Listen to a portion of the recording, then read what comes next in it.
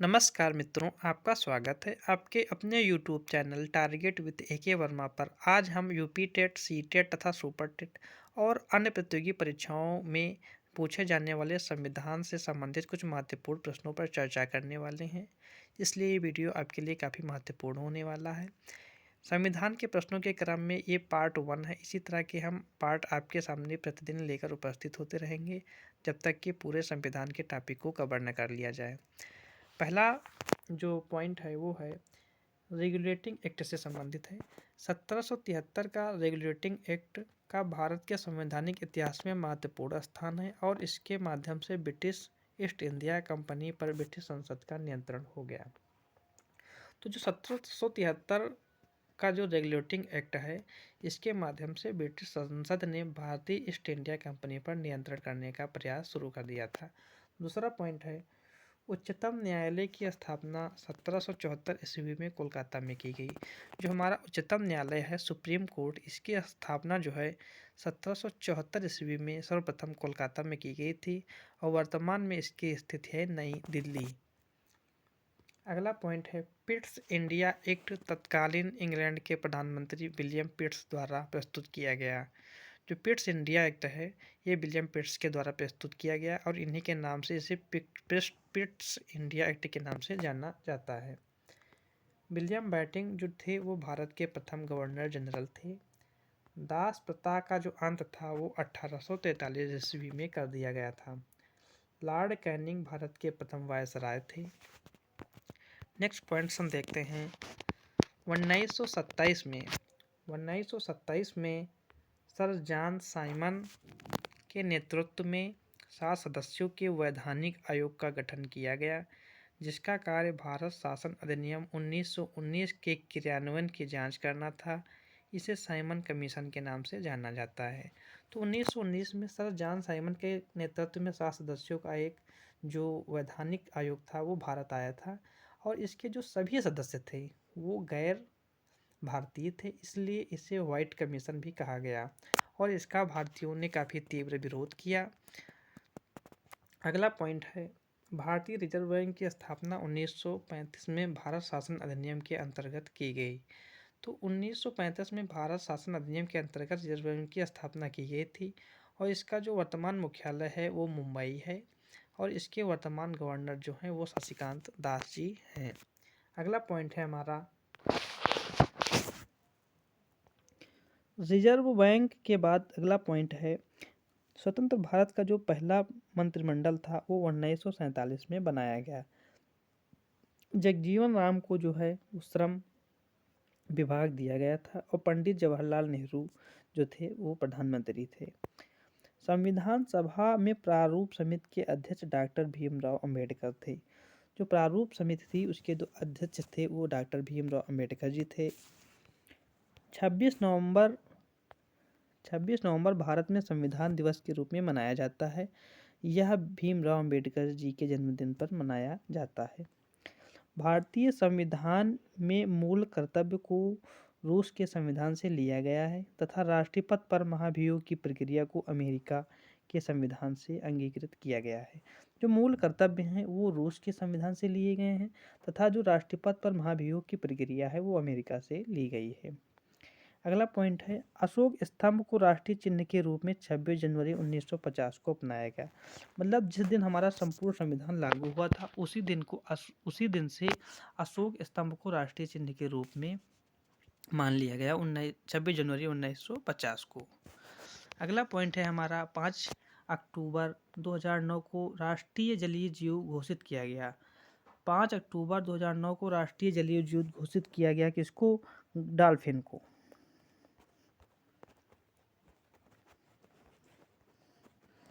Dolphin को जो है राष्ट्रीय जलीय जीव घोषित किया गया और गंगा डॉल्फिन जो गंगा नदी में डॉल्फिन पाई जाती है उसे जलीय जीव घोषित किया गया था। 20 मार्च को विश्व गौरैया दिवस मनाया जाता है।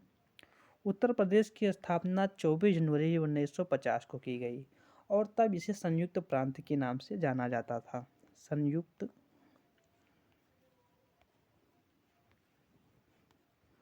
प्रांत, इसको संयुक्त प्रांत के नाम से जाना जाता था। अगला पॉइंट है उत्तर प्रदेश का राजकीय वृक्ष अशोक है। जो उत्तर प्रदेश है उसका जो राजकीय वृक्ष है वो अशोक है। और यहाँ का जो राष्ट्रीय पक्षी है वो सारस क्रेन है। सारस क्रेन। और यहाँ उत्तर प्रदेश का जो राष्ट्रीय पुष्प है वो पलाश है। नेक्स्ट पॉइंट देखते हैं। वर्तमान में भारत में 28 राज्य और 8 संघ राज्य क्षेत्र शामिल हैं। वर्तमान में जो भारत देश है उसमें 28 राज्य और 8 संघ राज्य क्षेत्र शामिल हैं। अगला पॉइंट है 1974 में सिक्किम को भारत के सहायक राज्य का दर्जा दिया गया था तथा 1975 में सिक्किम को भारतीय राज्य में पूर्ण राज्य का दर्जा दे दिया गया। कहने का मतलब ये हुआ कि 1974 में सिक्किम को भारत के सहायक राज्य का दर्जा मिला था तथा 1975 में सिक्किम को भारतीय संघ में पूर्ण राज्य का दर्जा मिल गया। 9 जनवरी को प्रवासी भारतीय दिवस मनाया जाता है। 9 जनवरी को प्रवासी भारतीय दिवस मनाया जाता है। अगला पॉइंट है हमारा जीवन का अधिकार। जीवन का अधिकार का संबंध जो है आर्टिकल 21 से है तथा शिक्षा का अधिकार का संबंध जो है वो 21A से है।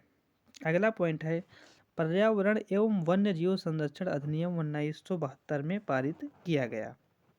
इसके अंतर्गत पेड़ पौधों तथा वन्य जीवों के संरक्षण के विषय में बातें बताई गई। बाल श्रम संशोधन अधिनियम 2016 में पारित किया गया। और अगला पॉइंट है सरदार स्वर्ण सिंह समिति का जो संबंध है वो मूल कर्तव्यों से है। जो स्वर्ण सिंह समिति थी उसका जो संबंध था वो मूल कर्तव्यों से था।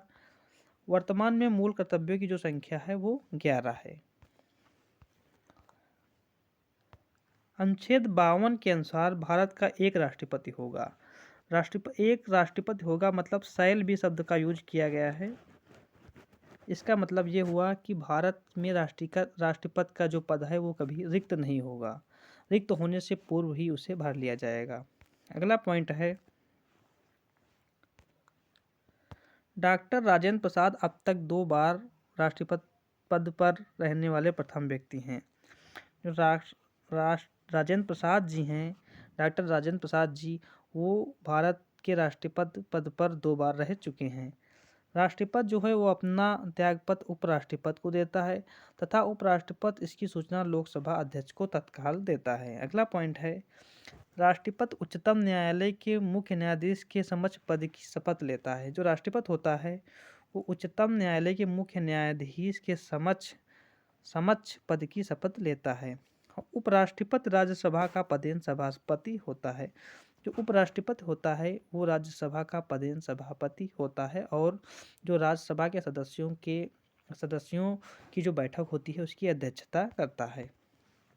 अगला पॉइंट है भारतीय संविधान में उप प्रधानमंत्री पद की कोई व्याख्या नहीं की गई है। मतलब जो उप प्रधानमंत्री पद है इसकी भारतीय संविधान में कोई व्याख्या नहीं की गई है। और सर्वप्रथम जो है सरदार वल्लभ भाई पटेल को उप प्रधानमंत्री बनाया गया। वर्तमान में राज्यसभा सदस्यों की जो संख्या है वो 245 है और यह अधिकतम संख्या 250 हो सकती है। 17वीं लोकसभा जो वर्तमान में चल रही है इसके अध्यक्ष ओम बिरला जी हैं। और जो धन विधेयक होता है वो सिर्फ लोकसभा में ही प्रस्तुत किया जा सकता है। राष्ट्रपति के वेतन भत्ते और व्यय, यहाँ व्यय होना चाहिए था, मिसप्रिंट हो गया है, व्यय से संबंधित अन्य खर्चे जो है भारत की संचित निधि पर भारित होते हैं। अगला पॉइंट है लोक लेखा समिति। जो लोक लेखा समिति होती है उसमें कुल सदस्यों की संख्या 22 होती है जिसमें 15 सदस्य लोकसभा के और 7 सदस्य जो है राज्यसभा से होते हैं।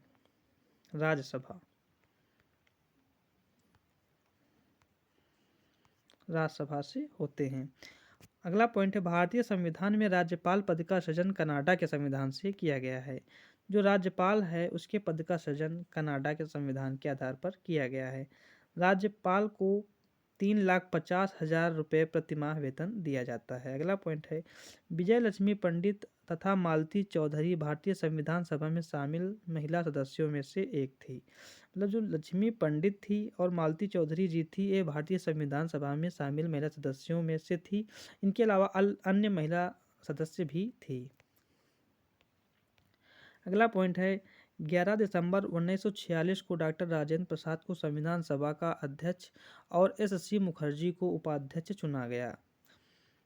अगला पॉइंट है एशियाई हाथी को राष्ट्रीय विरासत पशु के रूप में भारत सरकार ने 2010 में अपनाया। जो एशियाई हाथी है उसे राष्ट्रीय विरासत पशु के रूप में भारत सरकार ने 2010 में अपनाया। राज्य का संवैधानिक प्रमुख जो होता है वो राज्यपाल होता है। उसी प्रकार जो संघ का संवैधानिक प्रमुख होता है वो हमारा राष्ट्रपति होता है। राष्ट्रीय जांच एजेंसी की स्थापना जो है वो 2008 में की गई। और सीबीआई अकादमी जो है वो गाजियाबाद उत्तर प्रदेश में है, उत्तर प्रदेश गाजियाबाद। और 10 दिसंबर को अंतर्राष्ट्रीय मानवाधिकार दिवस मनाया जाता है। अगला पॉइंट है भारत में नियंत्रक एवं महालेखा परीक्षक का कार्यकाल जो है वो 6 वर्ष निर्धारित किया गया है, लेकिन वो 65 वर्ष का अगर पूर्ण हो जाता है तो उसका जो कार्यकाल है वो समाप्त माना जाता है। भारत में निर्वाचन आयोग की स्थापना 25 जनवरी 1950 को की गई।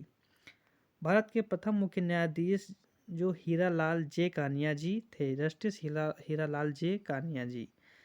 श्रीमती सरोजनी नायडू जी थी जो उत्तर प्रदेश की जो प्रथम महिला राज्यपाल थी। मतलब उत्तर प्रदेश की ही नहीं, ये जो है सर्वप्रथम जो है महिला राज्यपाल यही थी, श्रीमती सरोजनी नायडू जी।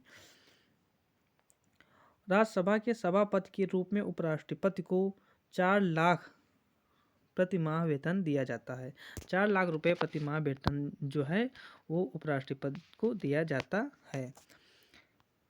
लास्ट पॉइंट है हमारा पर्यावरण संरक्षण अधिनियम 1986 में पारित किया गया तथा जैव विविधता अधिनियम जो है 2002 में पारित किया गया। जो पर्यावरण संरक्षण अधिनियम है वो 1986 में पारित किया गया तथा जैव विविधता अधिनियम जो है 2002 में पारित किया गया। और हमारा जो राष्ट्रीय वन्य जीव संरक्षण अधिनियम था वो 1972 में पारित किया गया था। मित्रों, ये रहे संविधान से संबंधित कुछ महत्वपूर्ण वन लाइनर प्रश्न। अगर आपको हमारा ये वीडियो अच्छा लगा हो तो प्लीज़ वीडियो को लाइक शेयर सब्सक्राइब जरूर करें। धन्यवाद मित्रों।